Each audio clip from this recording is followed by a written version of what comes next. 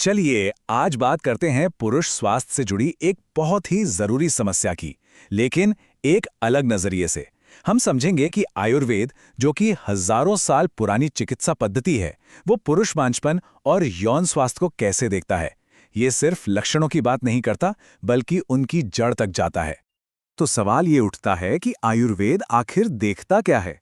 क्या वो सिर्फ लैब रिपोर्ट में लिखे नंबर्स को देखता है, या उसके भी आगे कुछ है?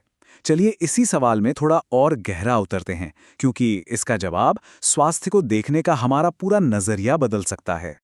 सबसे पहले हमें यह समझना होगा कि मॉडर्न साइंस और आयुर्वेद दोनों का प्रॉब्लम को डायग्नोस करने का, मतलब कि बीमारी को पहचानने का तरीका ही एकदम अलग है। उनकी शुरुआत ही अलग अलग पॉइंट से होती है। और यहीं पर सबसे बड़ा फर्क साफ नजर आता है। देखिए, मॉडर्न साइंस फोकस करता है क्या पर, मतलब स्पर्म काउंट कितना है, मोटिलिटी कैसी है। लेकिन आयुर्वेद पूछता है क्यों, मतलब उस रिप्रोडक्टिव टिश्यू की क्वालिटी आखिर है कैसी, जिससे ये स्पर्म बन रहे हैं। आयुर्वेद में इसे शुक्र धातु दृष्टि कहते हैं, जिसका सीधा सा मतलब है कि प्रजनन ऊतक में कोई गड़बड़ी है। तो ये शुक्र धातु है क्या चीज? इसे ऐसे समझिए, जैसे आप जो भी खाते पीते हैं वो शरीर में 7 स्टेजेस से होकर गुजरता है, और हर स्टेज पर वो और ज्यादा प्योर होता जाता है। शुक्र धातु उस पूरी प्रोसेस का 7वां और सबसे आखिरी, सबसे रिफाइंड प्रोडक्ट है। ये सिर्फ एक सब्सटेंस नहीं, बल्कि पूरे शरीर के पोषण का निचोड़ है। ये बिल्कुल एक फैक्ट्री के असेंबली लाइन जैसा है। सोचिए, अगर रॉ मटेरियल, मतलब आपका पाचन ही ठीक नहीं है, या फिर मशीनरी यानी आपके मेटाबॉलिज्म पर बहुत ज्यादा स्ट्रेस है, तो फाइनल प्रोडक्ट अच्छा कैसे बनेगा? बस यही है शुक्र धातु की क्वालिटी बिगड़ने का राज। अच्छा, तो ये तो हुई थ्योरी की बात। अब देखते हैं कि असल जिंदगी में हमारी रोज की आदतों और शरीर के सिग्नल्स से इसका क्या लेना देना है। इस लिस्ट को देखिए और शायद आपको थोड़ी हैरानी होगी। हमारी कितनी आम आदतें हैं, जैसे घंटों तक लैपटॉप गोद में रखकर बैठना या फिर लगातार टेंशन में रहना। ये सब सीधे सीधे उस शुक्र धातु की क्वालिटी पर असर डालती हैं, जिसकी बात आयुर्वेद हजारों सालों से कर रहा है। अब बात करते हैं कुछ वार्निंग साइंस की। लेकिन हाँ, ये लिस्ट डराने के लिए नहीं है, बल्कि इसलिए है ताकि हम अपने शरीर के सिग्नल्स को बेहतर समझ सकें और जागरूक हो सकें। ये कुछ मुख्य लक्षण हैं, जैसे लो स्पर्म काउंट से लेकर इरेक्शन में कमजोरी या लिबिडो का कम होना। आयुर्वेद के हिसाब से जब इनमें से 2-3 चीजें एक साथ दिखने लगें, तो ये शरीर का एक सिग्नल है कि अंदरूनी बैलेंस कहीं ना कहीं गड़बड़ा गया है और इस पर ध्यान देने की जरूरत है।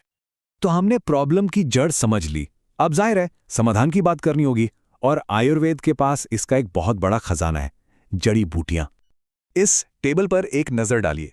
यहां अश्वगंधा जैसी वाजीकरण जड़ी बूटियां हैं जो सीधे सीधे फर्टिलिटी बढ़ाती हैं। दूसरी तरफ शिलाजीत जैसी रसायन चीजें हैं जो पूरी बॉडी को रिजुविनेट करती हैं, मतलब ताकत और स्टैमिना बढ़ाती हैं। हर हर्ब का अपना एक स्पेसिफिक रोल है। लेकिन यहां एक बहुत जरूरी चेतावनी है। आयुर्वेद का सबसे बड़ा नियम है, किसी की कंडीशन को ठीक से समझे बिना कोई भी दवा नहीं लेनी चाहिए। मतलब गूगल करके खुद डॉक्टर बनने की कोशिश बिल्कुल नहीं करनी चाहिए। एक एक्सपर्ट की सलाह हमेशा जरूरी है। और आयुर्वेद का इलाज सिर्फ जड़ी बूटियों पर ही नहीं रुकता। ये एक 360 डिग्री अप्रोच है, जिसमें शरीर को प्यूरिफाई करना और लाइफस्टाइल बदलना भी उतना ही जरूरी है। चलिए देखते हैं।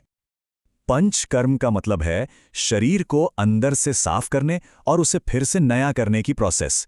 जैसे बस्ती थेरेपी सीधे सीमेन फॉर्मेशन को सपोर्ट करती है, तो वहीं शिरोधारा, जिसमें माथे पर तेल की एक हल्की धार गिराई जाती है, वो स्ट्रेस और हार्मोन्स को बैलेंस करती है। लेकिन हाँ, ये सब पावरफुल थेरेपीज हैं और हमेशा एक्सपर्ट की देखरेख में ही की जानी चाहिए। और आखिर में हमारी रोज की आदतें। आयुर्वेद में सब कुछ बैलेंस पर टिका है। एक तरफ गाय का घी, दूध और बादाम जैसी पौष्टिक चीजें खाने को कहा जाता है, तो दूसरी तरफ शराब, फास्ट फूड और देर रात तक जागने जैसी चीजों से बचने की सलाह दी जाती है। सिंपल है ना? इसके साथ ही कुछ खास योगासन भी हैं जो मदद कर सकते हैं, जैसे वज्रासन या धनुरासन। ये पेल्विक एरिया में ब्लड फ्लो को बेहतर बनाते हैं और स्ट्रेस कम करते हैं, जिससे रिप्रोडक्टिव हेल्थ को सपोर्ट मिलता है।